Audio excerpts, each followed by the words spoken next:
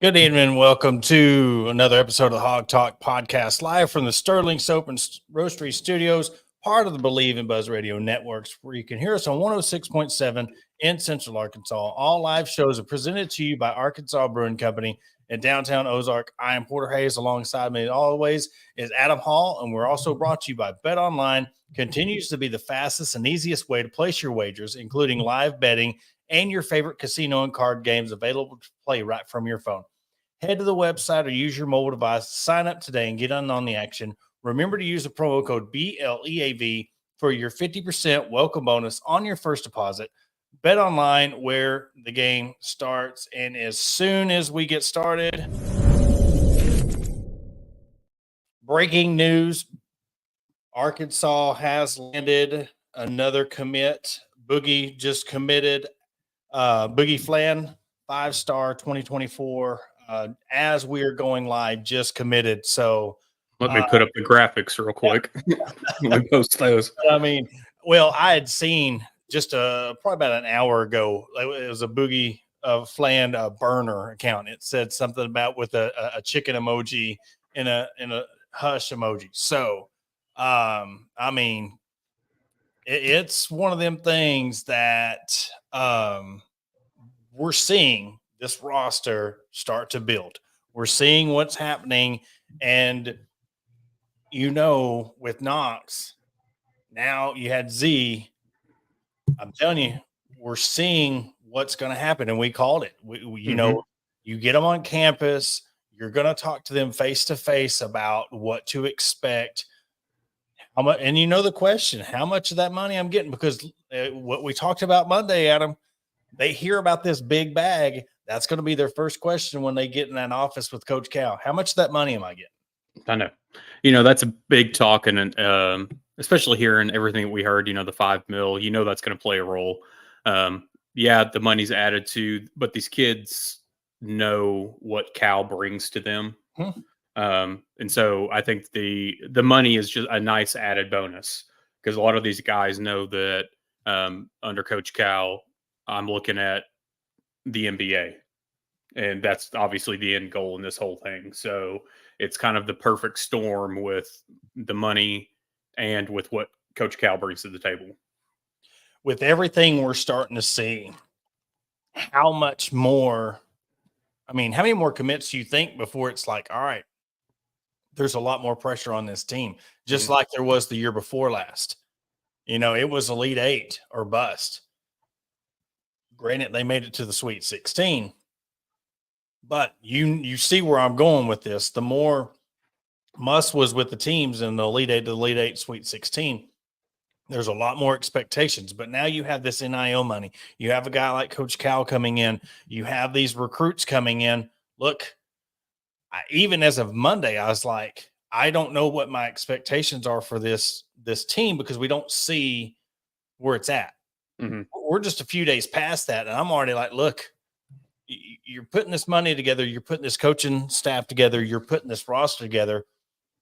My views have already changed of, look, you've got now, it's leaning on that Sweet 16. You've got to get to that second weekend of the tournament.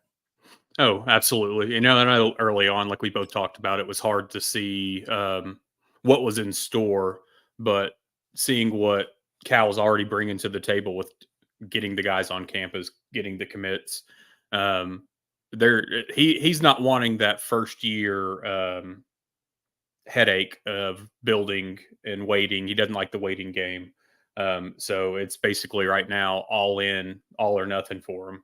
It's like he, hasn't missed a beat with anything. He just carries right over to Arkansas. And he knows coming into Arkansas, that's the one thing. If and even a guy like Cal, even with him being at Kentucky, he knows the expectations. So he knows the expectations at Arkansas. Granted the prestige, and granted you're not the blue blood like Kentucky, but you're up there. He knows pretty much the same expectations. We don't have the national championships. We don't have all this stuff going on, but the expectations are the same. I mean, we want Elite Eights. We want that vaunted, that daunted Final Four. Cal gets this team to the Final Four in the first year, going to be bananas. Oh, yeah. I mean, that's where again, the more if he gets a star-studded Kentucky class, everybody's going to expect Final Four. They're going to expect an Elite Eight. And I know that it's not promised because they still have to play with each other. But man, I don't know. I think it's going to be one of them things where when these guys commit to Cal, play for Arkansas, and you have the nostalgia of you're not just going to be another team at Kentucky. You're going to be legends. We're still celebrating the 94 basketball team. We're still celebrating the 64 football team. We're still celebrating all these teams in the past. You could go be big in the NBA, but you can win a national championship here at Arkansas and be remembered forever. I mean, that's where this type of family can make you legends. In 1 year, you could be a legend at this school. 100%. And there's still the questions out there. We had the talk of with Quaintance if he was going to come, and it looks like he's going to be a Louisville kid just from what's being put out there. I don't know if that's true or not. But it's one of those there's backup plans. I think that this Somto Cyril out of Overtime Elite, 4-star center, I think he's going to be a Razorback, just an opinion and what's out there. Not 100% on that, but he's also looking. You're seeing the portal guys. He's getting bigs in the portal, or at least he's getting them on campus. And that's ultimately what we need these guys to do: is just get on campus, let Cal work, let them see what everything's about. And the guys coming in this weekend that we have from the portal, you're coming in on a weekend that you're playing at home against Florida in baseball all weekend. I mean, Fayetteville's going to be buzzing, especially with Boogie just committing, and then you throw in the baseball team. I mean, Fayetteville, the university campus, is going to be electric this weekend. Yeah. There was another one that was on there, Crystal Bald. And I'm telling you, yeah, you get 4-star, 5-star commits. I mean, you're putting together what you promised. You promised. I mean, you just look at the money. You're wanting to come in here and change the landscape. And I think it's well needed, man. You've seen what Muss left this whole thing in with nobody was left on the roster. And you bring in a guy like Cal and what he's bringing into it's again, a total week. You're like, man, different aspect on the team. It gets you very excited about the football team, and they're going to have a lot of expectations on their shoulders. They're going to have a lot to deal with because, and can they handle it? Because these are a lot of guys that are just coming out of high school. They're coming from other, that's going to be the thing that they can potentially get Sweet 16, Elite 8, but you're going to have no returning starters. You're going to have nobody coming back on this team.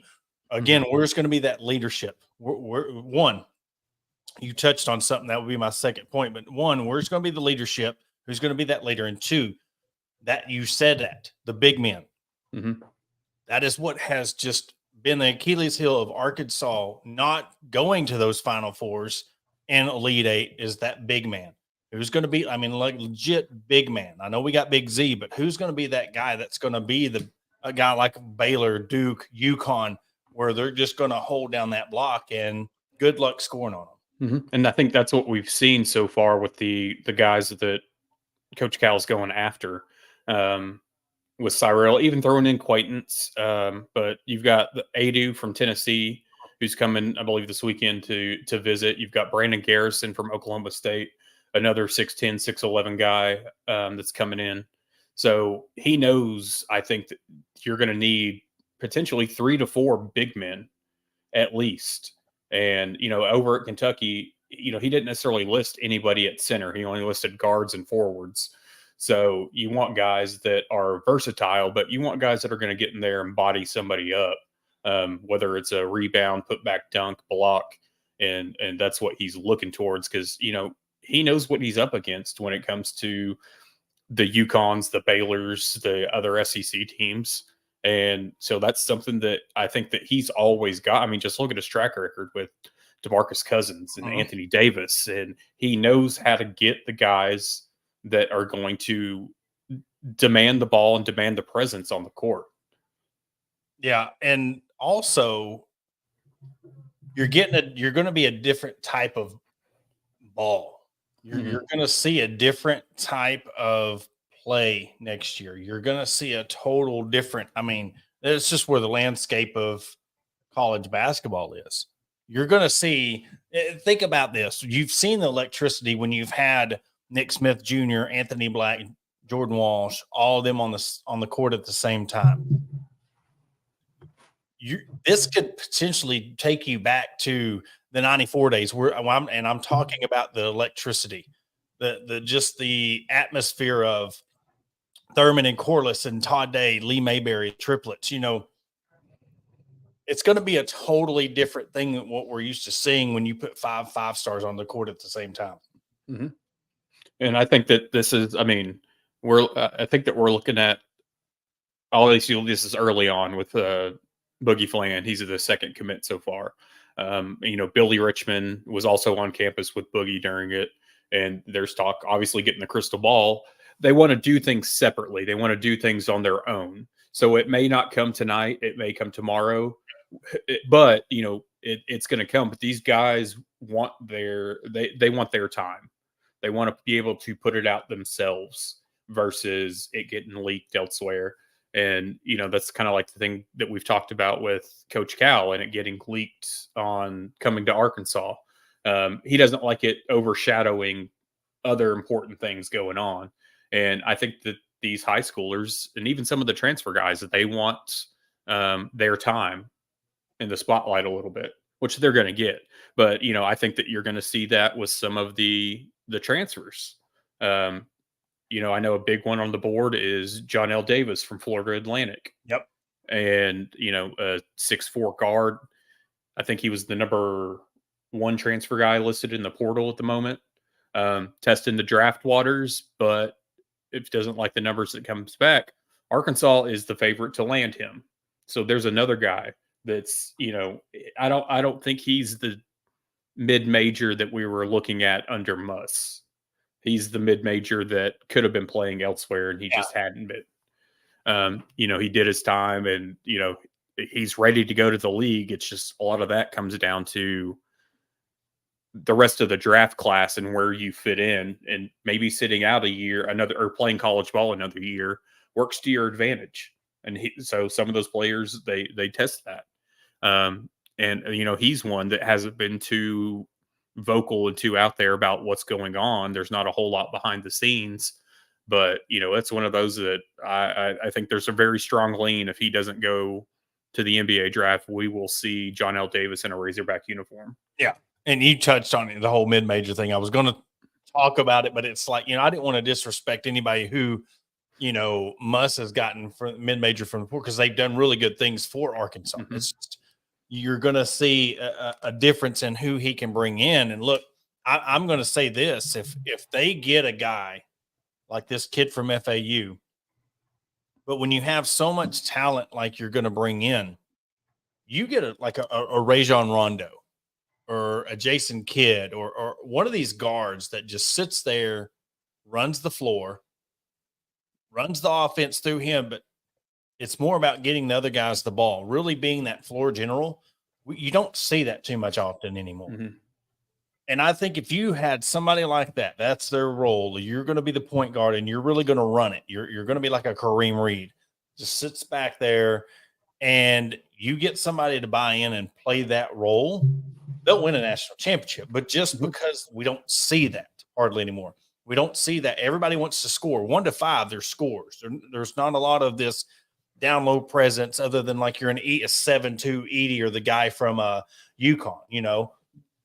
You go through him and you just let these guys just be athletes and score. You're going to have a lot more success other than you have 5 guys on the court and not one of them wants to be that floor general. Mm-hmm. Yeah. I mean, I don't feel like anymore that there's been a whole lot of that floor general. Obviously, there here and there. Especially in Arkansas's past, we hadn't seen it.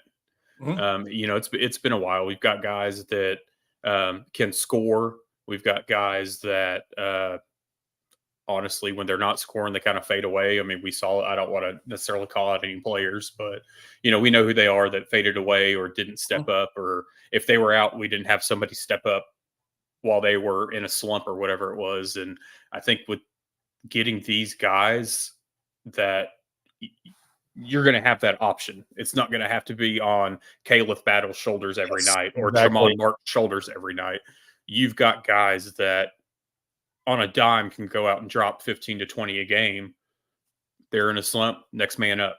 We've seen it with, the Devin Bookers, the Rajon Rondos. We've seen it in several players in Kentucky in the past. And that's what we get to look forward to now.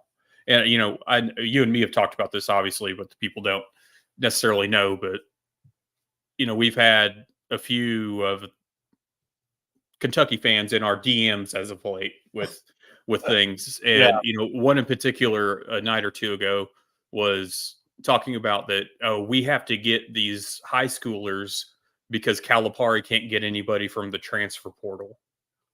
And I'm sitting here and I'm just like, number one, comment on a post, don't slide into my DMs. Mm-hmm. Number two, Calipari wants to get the top high school recruits and then build around those guys with guys in the transfer portal. We've seen what's happened with just going and building a whole new team off the transfer portal. And like you said, year after year, it takes longer and longer for these guys to click versus getting guys fresh out of high school coming into a new system. I think it's a lot easier for them to gel and mold into this system versus coming off another college coaches. Yeah. Let's look at this right here. You're talking about style of play, and you're talking about winning championships. This right here is UConn stats for the year. Every single person in the starting five lineup averaged double figures in points. Yeah, your leading scorer at 15 points, then 14, 13, 13, and 11. Balanced.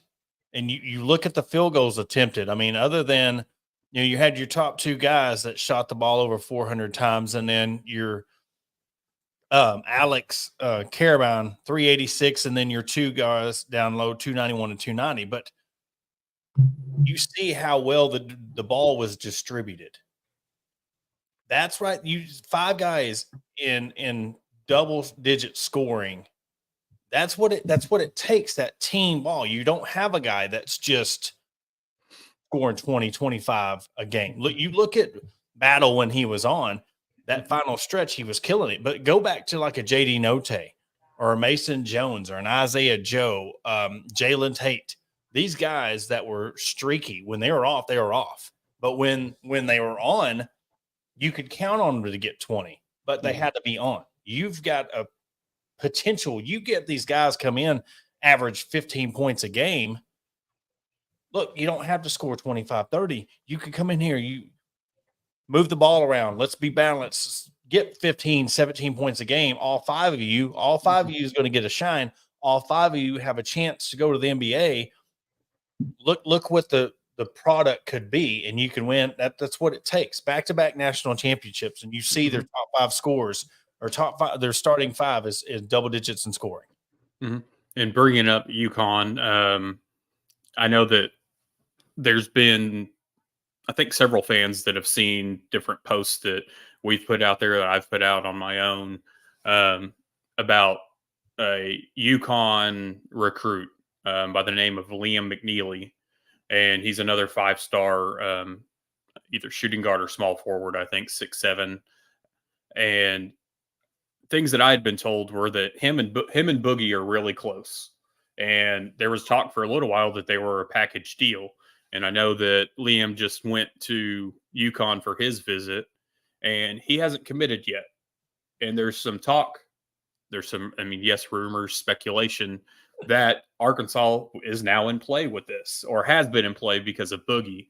And so I think that we'll maybe see some more rumblings with that.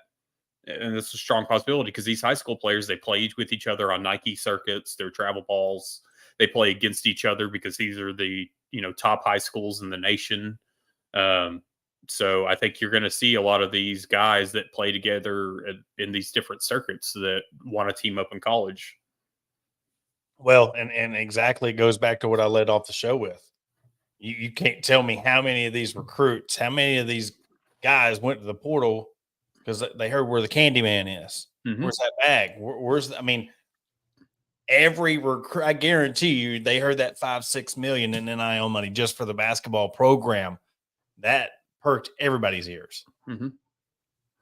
Oh, yes, and there's been those rumors going around and those subtle, those cryptic tweets and stuff, or cryptic X posts, I guess you would say now. You don't say tweets anymore, but we've all seen it, and I think that you called it. But look how many times. Look at Nick Smith Jr., Anthony Black, and all them guys that talked everybody to come and play together because they played. They wanted to play with each other and had a chance to do something great at Arkansas, and they did. Mm-hmm. I mean, you have a chance to come to Arkansas and get 500,000. I mean, look, hey, we get 10 guys, you get 500,000 each. Mm-hmm. Look, you know what I'm saying? And that's just that bag. What else locally can you get? Mm-hmm. And it's a whole different world these days. I know that, well, I don't know if this is true, but there was some talk with other recruits that basically trying to pit a bidding war against different schools. And, Coach Cal said no. So, that's one of those things that these players are going to try out. And Calipari is not going to just give in because you're, a top 10 player in the country. It's one of those that you're going to pit a bidding war, go somewhere else. I'm going to find somebody, or I might have to find 2 or 3 people, but you're not going to come and demand X amount of dollars or demand a starting spot or whatever else with a coach like Calipari. He's not going to do it. And I think that's been proven. Well, and it goes back to those boosters too. If you don't think other colleges and other universities didn't, Arkansas set the tone and a new president for NIL.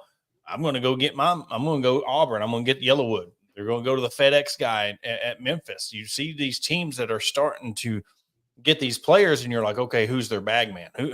Who's their booster? Because that's what it's taking nowadays. And other schools are going to have to start stepping up. Mm-hmm. We've seen it. Arkansas was one of them. And look how the world has changed when it comes to the respect that Arkansas has now. When it comes to, we were the laughing stock of NIL. We started it.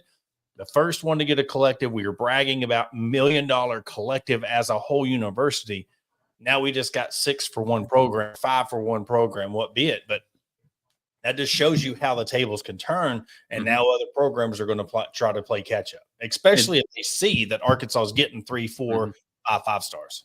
And every one of these stories that are written about whatever school is getting whatever from whoever, it all gets tied back to John Tyson in Arkansas and what's just happened to the basketball program. Every single one of them. Because I know, like we talked about on Monday when Memphis came out, that FedEx was donating $25 million. But when you actually looked at it, it's $5 million per year over 5 years divvied out to all sports. Yeah. It's not $5 million to one sport. And then what John Tyson's done, you're now looking at the Waltons, the Hunts, Stevens, etc., stepping up to go towards the other sports. I'm telling you, everybody makes fun of Arkansas. They think look, my mascot's sake, they think we're a bunch of hillbillies. You know what I'm saying?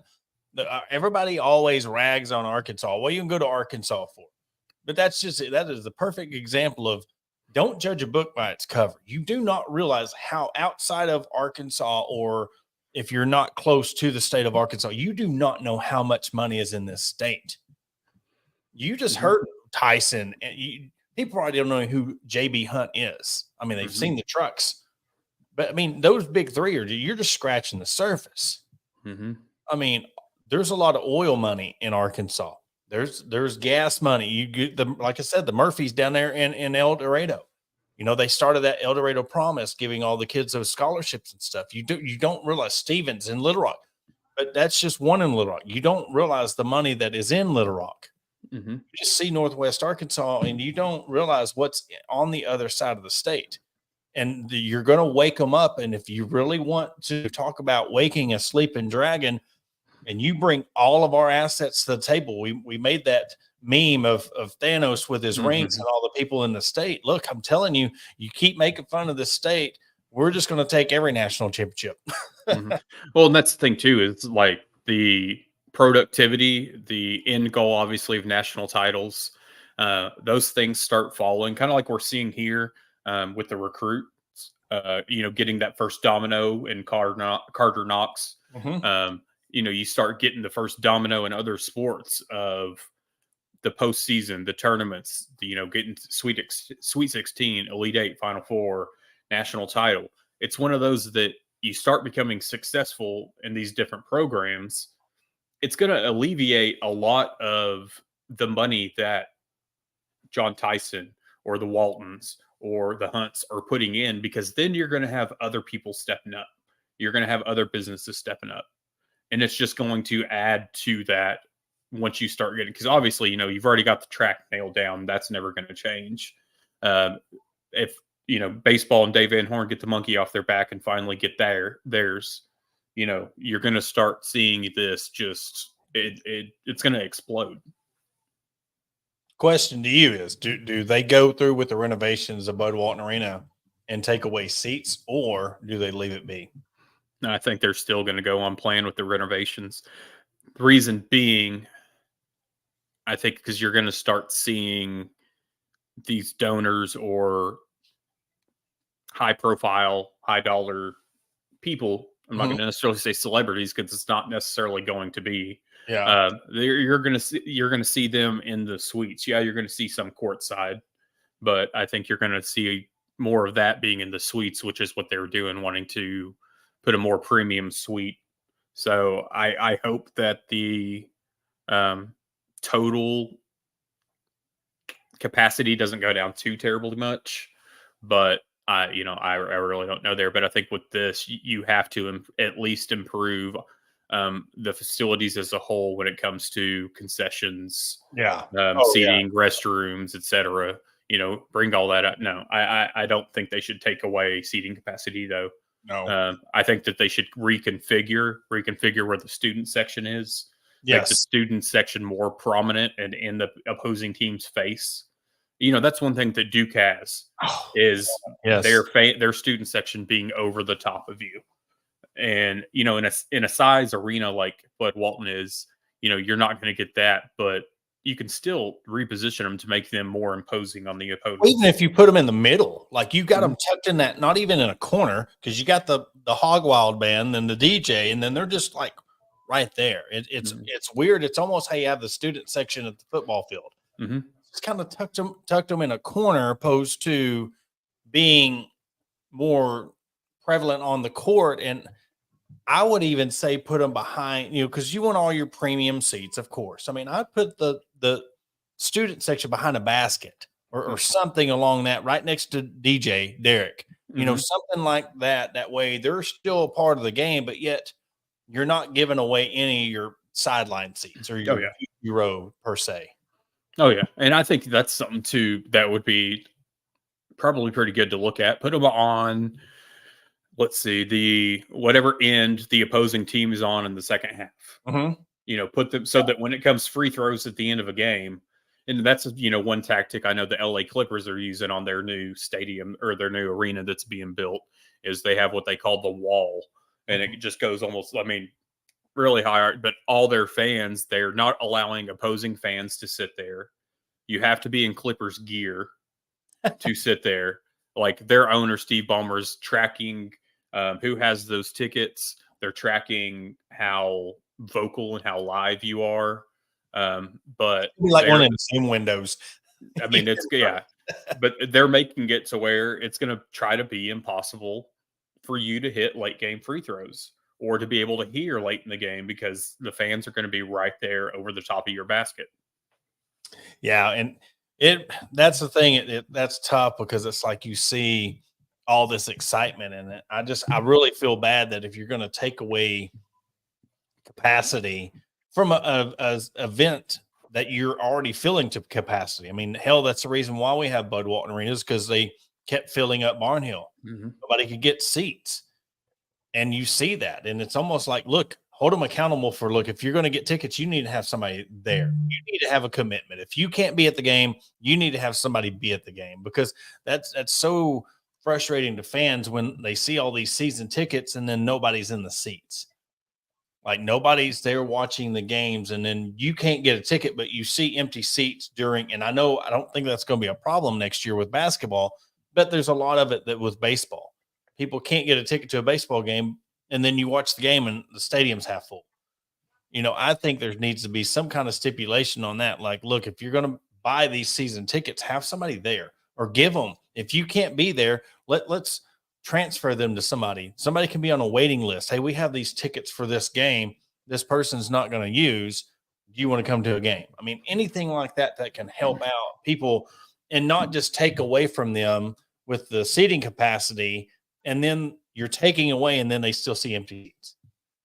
Yeah, that's one thing that I don't know how well the ticket buyback or whatever, or I know that Muscleman had the thing that they advertised that if you're not using your tickets, like transfer them here, we'll get them to somebody. There just needs to be something in place. And I mean, especially baseball games, those midweek games when you're looking at the camera and there's nobody behind home plate or hardly anybody down the first base line because the corporate seats. I mean, obviously basketball is different when you're playing maybe 2 games a week.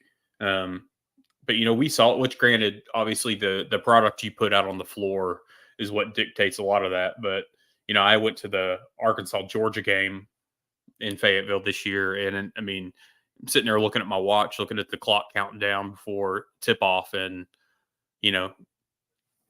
seeing not a whole lot of people in the seats was kind of, I didn't expect that. Yeah. So, it's when you start getting down to 10 minutes till tip off and you've still got half the arena, kind of maybe filing in, that, you've lost some fans there. Well, we're going to take a quick commercial break. After the break, we're going to talk the baseball series against Florida. We're going to talk about little football, and then what in the world is going on with the women's basketball program. And are they going to be in this kind of the same situation when it comes to roster spots that the men's basketball team is in right now? Because as we're counting, I don't know if they have enough players on the roster to fill the team right now, but we'll talk about that after the break. Attention DIYers and home improvement enthusiasts. Are you searching for the right tools and supplies to tackle your next project? Look no further than Mentor's Hardware Store. With locations in Ozark, Alma, and Clarksville, our vast selection of hardware and building materials is sure to have everything you need. Whether you're fixing a leaky faucet or building a new deck, most of our knowledgeable staff is always on hand to offer expert advice and guidance. And with our competitive prices and convenient online ordering, Mentor's Hardware Store is your one-stop shop for all your DIY needs. Visit us today, and let's build something amazing together. Are you in need of legal representation? Look no further than the offices of Robertson, Beasley, Shipley, and Robinson. As the oldest law firm in the River Valley, we have been serving our clients for over 100 years, with locations in Ozark, Fort Smith, and Spring. Our experienced team of attorneys provide expert guidance and advocacy in a wide range of legal areas, including personal injury, family law, criminal defense, and more. Trust in our history and experience to the results you deserve. Contact the law offices of Robertson, Beasley, Shipley, and Robinson today at 479-782-8813. That's 479-782-8813. Are you looking for a place to grab a cold drink and some delicious food? Look no further than Arkansas Brewing Company. Located at 201 South 1st Street in beautiful downtown Ozark, our establishment offers a wide selection of craft beers and tasty eats. But what sets us apart is our welcoming atmosphere and friendly staff. At Arkansas Brewing Company, you'll always feel like part of the family. So visit Destiny and Christopher Brockett and staff today and see for yourself what makes us the go-to spot for locals and visitors alike. Arkansas Brewing Company, come for the drinks and stay for the friends. Searching for premium brewery products that will take your daily routine to the next level? Look no further than Sterling Soap Company. Our handmade soaps, aftershaves, and balms are made with only the finest ingredients that give you the ultimate grooming experience. With a variety of scents to choose from, there's something for everyone. Plus, our products are crafted in small batches to ensure the highest level of quality. So why wait? Visit www www.sterlingsoap.com or visit our retail store at 16 West Walnut Street in Paris, Arkansas. Shop our collection and discover the difference for yourself. Upgrade your grooming routine with Sterling Soap Company. And welcome back to the Hog Talk podcast. And before we get into the baseball series with Florida, just kind of address, the ongoing stuff with the women's basketball program and just how every day we're losing somebody to the portal. And Adam, I'd asked you to have your calculator ready when we come back from the break, because this is a team as a whole that only averaged 69 points a game. So let's just call it 70, give them a half a point. Take 22 away from that, 22.1 points away from that. All right. Okay. Take 13.9 points away from that. Take 12 from that. Take 20.3 away from that. Take 3 away from that. And what do you got left? Negative 1.3. Well, that can't be right. Okay, let's try it again. All right, so you got 70 points, all right? Minus 70 minus 22 minus 14 minus 12 minus 20.3 minus 3. Yeah, it's the same thing. That's crazy. Negative. Well, all I right. get where you're going with that. I mean, you've lost 5 or 6 of your leading, like your top 5 or 6 leading scorers are gone. Mm-hmm. You only have right now. This is just right now as we're talking right now. Carly Keats, Carly Johnson, Jenna Lawrence, Emery Ellis. That's your 1, 2, 3, 4, and Lindsay Lauren. But you do have Phoenix coming in, and then the 6'4" kid that they just signed. So I mean, you're thin, but you also lost one of your top assistants to Alabama. Mm-hmm. For so much talent that was on this team, and then we've even seen beef between, and now they're not on the team. Either one are on the team anymore, so we can kind of openly talk about that part of it. Samara Spencer and Talia Scott apparently was having issues, and Talia opened up about the upperclassmen, and and then of course Samara fired back and all this and that, and then Samara hits the portal. It's like, what's going on? Something is going on. And everybody, I mean, Courtney Sims out there wanting to figure out what's going on. She's going to try to find out, but it's like, I don't understand a program that was so promising, that had everything. You had all these people there, talent, all the All-Americans that you had on your team, and you lose 50, 55 points off of your team that's left. I mean, I guess in a sense, let me go back to that. I'll take Michaela Daniels off of that. So that's 12. You take 12 because she was a senior, but other than that, you got 22, 13, 10, 10, and then Sasha's 3. So, I mean, you're looking at 60 something, 50, 60 points that you've lost that you thought you were going to have next year. And it's just not looking good. It's not going to bode well. I don't know where this program goes. I don't know how you can replace. I don't know what's in the portal. And again, I don't know players. Yeah. I mean, you got Izzy. I forgot about Izzy from Arkansas State. I forgot to add her. I mean, that's another scoring threat that she can give you 15, 20. But again, can she? This is SEC play. I mean, she's a baller. She's a shooter. So, I don't know. It's a program that I had a lot of promise for that you just got to sit back and you can't defend anymore. I defended it for a long time, but I had backing. I had facts. I had just wait. I had look, just give him a chance. And he's got all this talent. This is going to be a next year. Well, now you have hardly any talent that you had. And I'm talking about all Americans compared to what you have. There's no disrespect to anybody that's coming in or still on the roster, but you lose a person that was leading the SEC in scoring, who could have been the face of your program and really turned. She could have been a Chelsea Dungy. She could have been Amber Ramirez or Alexa Tollfree on steroids. She could have been another Dungy. I don't understand, especially with everything else that's going so good in the women's side of things, how this just slipped away. I don't know. I don't either. I've been looking, the past few years at the transfer outs, and you try to make sense of it. And I feel like now this mass exodus kind of shows whether it's a toxic player environment, whether it's whatever it has to do with the coaching. The fact is, over the last 2 or 3 years, you've lost upwards of 8 to 10. Well, now with what's happened today, at least 10 of your key players year after year. And, we questioned things in the past, like when we lost Markeisha. Then when Aaron Barnum, we start questioning these things. I looked at it. I know last year, the year before, whenever it was, Riley went home to Oklahoma State, but she was a fan favorite, team favorite. So you start seeing these key pieces going. Jersey before the season this year.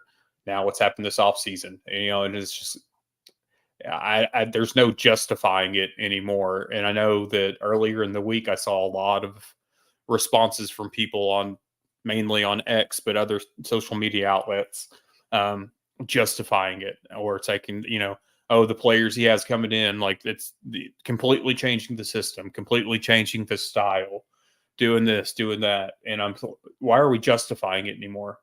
There's nothing to justify.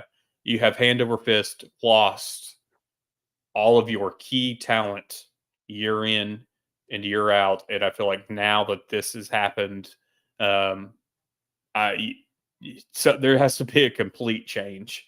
I look at it like this year, if he's going to save anything with whatever team you put on the court, you're going to have to go to the NCAA tournament and win a game if you make it that far. You have to. You have to. You had to this year. I mean, that was you've seen the team that he was putting together, and you've seen Talia, the promise. I mean, again, leading scorer, and this is not leading freshman scorer in the SEC. This was the leading scorer in the whole SEC. I mean, come on. Like, look, we had this talk a month or two ago. I can't remember how long ago it was when this all first, I think it was right after the season. Been biggest supporter. I mean, the dude he got me into this industry. He's what started me getting with Tyler out in South Carolina, and the run that Arkansas went on in the SEC women's tournament got me into this in 2018, 2019. And at first, you want to be that sounding board. You see what's coming but you've seen it. I've seen the growth of every single one of these programs at Arkansas. I've seen Deifel and what her growth in the softball program. I've seen Coach Watson and what he's done with the volleyball program. Coach Harper, what he's done with the swim dive. You see the soccer program when they turned elite. You've seen all these other programs. Golf, you've seen what they've been able to do. The tennis team, you've seen so much promise out of these teams, these programs. And gymnastics, look what they've done this year. We've seen all these teams just grow and keep their stability. And it's just like, I hate it. It hits me personally because, this is the one program that I wanted outside of softball. This is the one program that I wanted so much promise for. But it's hard to sit there and know what we've had. Look, Mark, you had somebody drafted, which I mean, for that could have been just a whole new change of scenery, got around a different program and blew up, but it's hard to take those one-offs and not put it with everything else that's going on when you've seen the downfall of this program and just the lack of effort. And it's got to be controlled. That's the thing. You got to take control. If you want to turn this thing around, you got to take control of this program, and you got to be a little bit more hard and make changes and stick to a plan, opposed to we're seeing these cancers, we're seeing these fighting, we're seeing people getting run off of teams and transfer somewhere else. You get, like you said, it needs a whole different face. And if I'm proven wrong and this thing's turned around, I want, that's what I want to happen. But that's what's going to have to happen. Like you said, they're going to have to win in that game in the the NCAA tournament to really change. You've got so many people that don't believe in your program, but because of what they've seen. Not just because you're a women's program anymore. They've seen what's happened with this program, and they've seen they're starting to pay attention to you. You can't hide in the background anymore as a women's program. They're seeing what is going on, and they're starting to ask a lot of questions. And I know we've talked before about OU and Texas joining the SEC and what it means in the different sports, and so bigger than that. Now we're seeing this massive influx of women's basketball in this country. So forget Texas and OU joining the SEC. We're seeing women's basketball exploding across the board. You cannot afford to be on the back burner of this. No, you cannot play catch up with what is going on in women's basketball. And we keep hearing all these, whether it's speculation, rumors, or changes or whatever, okay, so we've had the players come, we've had the players go, we've had it didn't fit, or this player had issues here, or whatever. It was always something that was really, kind of player driven. We heard before this season, some of the style change, the defensive change, we're finally going to press, we're going to this, we're going to that. Okay. We've heard all the lip service now. You've got to show it on the court. So now we're talking about basically a complete overhaul. If it doesn't work out, it's time. It's past time. And for the fact that we're having to wait even longer for that change to happen is crazy, because win is win. You can't use NIL as an excuse because other programs are doing it without. I mean, and if you win, but again, look, you got to compare. You got to be even. If you're going to criticize the football program and be like, look, nobody's going to give to the football program if you're not winning. Nobody's going to give to your women's basketball program if you're not winning. And look, but you look at what the softball program's doing with bats and jerseys, and they're doing their own merch. I mean, that's the thing. They're doing things to get their players paid, and the dealership down there in Benton that's done the with all the women's programs and giving them money, Everett GMC, I think, is the See Her Greatness. They've done things, and so there's no excuses when it comes to that. It's just you hear same excuses, but there's no resolution to the problem. So then that comes to that control. There just has to be control. There has to be a change in the core. If you can't fix what's on the inside, you're not going to fix the outside. And it don't matter what you do on the outside if it's not. So they got a tall task ahead of them. Hopefully, I hope they get it turned around. I hope, for the sake of just what I love about women's college athletics, is they become that program that we're proud of again. Because that's what I want. I think that's what you want. That's what everybody wants. That's what all the fans that are the ride or die fans of that program want. They want to see this team be successful. 100%.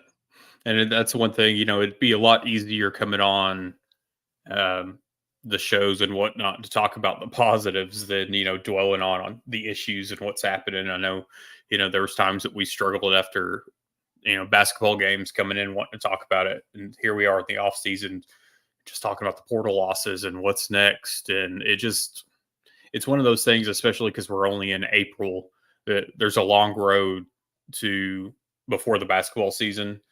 And there's going to be a lot of uncertainty for us as fans to know what's going on. Cause we know that whoever we get on campus, we've seen it in other sports, they're going to have the hype season in full effect with all the hype of the new. And I don't want that to take away from the players coming in. You want to be there to support them. It's just, it's one of those things that I don't blame the players in this. I kind of go after, I have to blame the coaching regime in this. And that's Yeah. just how it is. Mm-hmm. And especially if you lose, one of your top recruiting assistants. I mean, somebody's been there from the beginning. You see somebody who was like, again, one of them ride or die coaches that has been there, and to go into another SEC program, I mean, that just tells you kind of, again, that, and then players leaving after the fact, and knowing that, and you wish none of these athletes, coaches, nothing but the best, but you still want the best for your program as well. It's just, what I don't want is, yes, if the job's not done and we're not meeting expectations, then yes, there needs to be change. But I want to see the program succeed. I don't want to see somebody to fail just to prove myself right. I don't want to see somebody fail just because all that does is that hurts the program. It hurts the girls that are playing. And you want to see that program get back on the right track, whether it's with the current coach or with a new coach. But I don't want to see somebody fail just to say it. Yeah, that makes any sense at all. Well, and it's tough, especially watching, which I know you watch women's basketball more than I do, but watching it and seeing what's happened with Arkansas, where Arkansas's at, and I look at some of the other successful programs out there, and I love it for who I'm about to mention, but it stings a little bit seeing what Arkansas is going through. But I look at Baylor, and I look at one of their assistants who is also their top recruiter, Tari Cummings. I mean, she was on Arkansas staff previously, as I think director of recruiting, assistant coach. She used to be the head coach at UA Fort Smith. I believe it may have been West Arkansas. I don't know if they had done that changeover yet. She's from Pensacola, Oklahoma.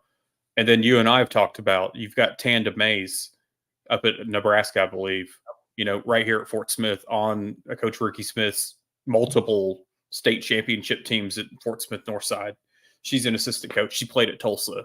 So you have these assistant coaches from this area that still love this area, and they're being successful elsewhere. And you'd love to be able to see that here. So, it's all the applause for them and what they're doing in their jobs. You just, you wish that would, hey, come back home. Well, and I seen another one. UAPB added a coach to their staff, Erica Leak. I don't know if you remember that name. Probably don't ring a bell to you, but she was one of the coldest players I've ever seen play in the state of Arkansas. I mean, and this is going up there with Red Coleman, Tamika Kirsch, all the greats that have ever played in the state of Arkansas, playing at Palestine, Erica Wright. It's just, you see her getting her chance now. Look at Joni coaching at Auburn.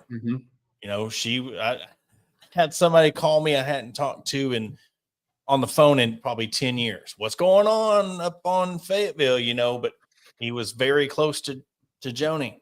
Joni used to coach at UFAS. His daughter played for her. You have these ties, and when those ride or dies are asking questions, that's when it just turns your head when you're like, man, I hadn't talked to this person in forever, and they're wanting to know what's going on. Somebody's who's watched girls basketball longer than I have, and they watch tape. They watch tape on all these people that are coming into Arkansas, and they're asking questions of what's going on. It kind of raises, makes you perk your ears, but we'll see how all that plays out, and hopefully things turn around. But, it's just not looking good for that program right now, and a program that can't afford for things to not look good as of right now. Well, we're going to wrap things up with baseball talk. Series coming up with Florida. Florida is 21-19, 8-10 in SEC play, coming off a series loss to Vandy. They won game 3, 6-2, and then beat Stetson on Tuesday, 13-3 in 7 innings. But matchup against Arkansas, and Florida has a stud in Jack Caglione, top hitter on the team, and he's also sitting at 5-0 on the year pitching. dual threat guy. I mean, one of those studs. When I think Dave Van Horn even there's a clip of him saying that he was much bigger than what he thought when he seen him. But you know how this is going to go. Two programs that totally respect each other, and another big series for Arkansas. Let's see what Arkansas we're getting when it comes to the bats. Yeah, and I mean Dave Van Horn, I think today said that no matter what, or he did not this. I'm going to paraphrase, but whatever team Florida has, it doesn't matter the record. Florida is Florida. This is going to be a tough game no matter what. Obviously, there's some uncertainty with Mason Molina going down with his ankle injury, and they don't think it's going to be much, but they want him 100% before they try to put him back out there. So, we'll see Hagen Smith, and then I think Tiger will move to game 2, and then game 3 will be the unknown at this point. But, it's one of those things like we've talked about all year. You have the pitching depth. So we're going to need to see that this weekend. Who's going to step up in game 3 if Tiger does move to game 2. So it's one of those. This is a game or a series to really set yourself up for the back half of this SEC season. Yeah, and another surprise too. We were talking about why they're pitching their guy game 2. Well, they're pitching Caglione game 3. So, I mean, that's another thing to look out for. We seen Molina getting taken out of the rotation. They're going to start with Pierce Coppola. I guess that's how I don't want to butcher his name, but again, 0-2 with an 18 ERA. And Saturday started for Florida's to be announced, and then you're going with Jack game 3. So you're starting to see a lot more of this pitching musical chairs with the other team and not showing who they're. It's almost like a depth chart for the football team. We're not going to release the depth chart till Thursday or Friday. So we're starting to see that now. We'll see how this goes, but very interesting to see that they're going with him game 3. So kind of a tactic of see how that throws Arkansas off. But it will also be very telling if this thing gets split between game 1 and 2. Florida has their ace game 3. I think that's what they're banking on. You talked about the depth chart and whatnot. It reminds me of, all the years of Bill Belichick and the injury report. I think Tom Brady was on every single injury report just because they wanted the other team to think or question, is he really hurt? So he would never give them the actual, game plan and whatnot. But that's all I'm thinking is Florida's looking to split games 1 and 2 and then come in Sunday with their ace. Obviously, we hope that it doesn't work out for them. Just take the first 2 games and you won't have to worry about it. Yeah, and they have other guys. Florida has some other guys. They're not, announcing that game 2, but you got Ryan Slater sitting at 3-1, Fisher Jameson sitting at 2-0 on the year. So, I mean, it's just a couple of guys that you can sit there and look at. Possibly, are they going to bring in? But it's just, again, you're bringing in a guy game 1 with an 18 ERA, 0-2. And he's got 2 starts, 2 appearances, and 0-2 in both of those with 3 innings pitched. So, yes, he's pitched 3 innings total. Okay. And he has an 0-2 record, 15 batters, and they've hit 400 against him, and he's hit 2 batters. 4 strikeouts. So, I mean, if there's a day to get your bats back. Wow. Yeah, 6. He's given up 6 earned runs, 6 runs on 6 hits in 2 starts. That's crazy. What's crazy though is if he comes out and just starts blanking people. I mean, Nails. Yeah, it's like Wild Thing. He's either going to strike you out or you're going to sit there and hit bombs on him. Yeah, he's going to take off somebody's head. Well, Adam, that's going to do it for another episode of the Hawg Talk podcast. Unless you got something to wrap up on or something to touch on before we head out. Hopefully, by the time Monday rolls around, maybe we'll have a whole team of Arkansas Razorback basketball players. I mean, I think got a good start.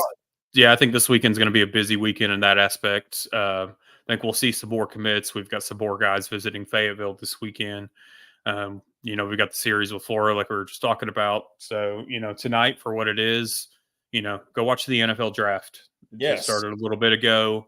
It's going to go on for the next few days. Let's see where Cam Little and the others land. And I think Cam Little will be the highest Razorback pick this year. So we'll see how it goes. And also you have Arkansas softball at LSU this Friday, Saturday, and Sunday. So again, another huge series on the line. They're 32-12, sitting 11-7 in conference, 17-7 at home. There's only a little look. I mean, talking about something that's flown by. This year's flown by, Adam. I mean, I can't believe it's already almost May. It's going to be May. Yeah, going to be May. You have one more series left against Ole Miss at Bogle Park. I mean, you have 3 more games at Bogle Park for the rest of the year. So all 3 games, SEC Network Plus, 6 p.m. on Friday, 4 p.m. on Saturday, 1 p.m. on Sunday. Baseball schedule, we're looking at let me look it up real quick. We're at 7 o'clock Friday on SEC Network, noon on Saturday on ESPN2, and 2 on Sunday on SEC Network Plus. Okay. Awesome. So look, we're coming down to the nitty gritty. You've got Kentucky, Mississippi State, and Texas A&M left on the baseball schedule. You got one more. I mean, after the LSU series left, not much softball, baseball left to be played. This year's flying by already, but get out there and support the teams, watch them on TV, and come back to us on Monday and we'll talk about it. But that will do it for this episode, brought to you by Sterling Studios, Arkansas Brewing Company, Bet Online, and Believe. We'll catch you on Monday.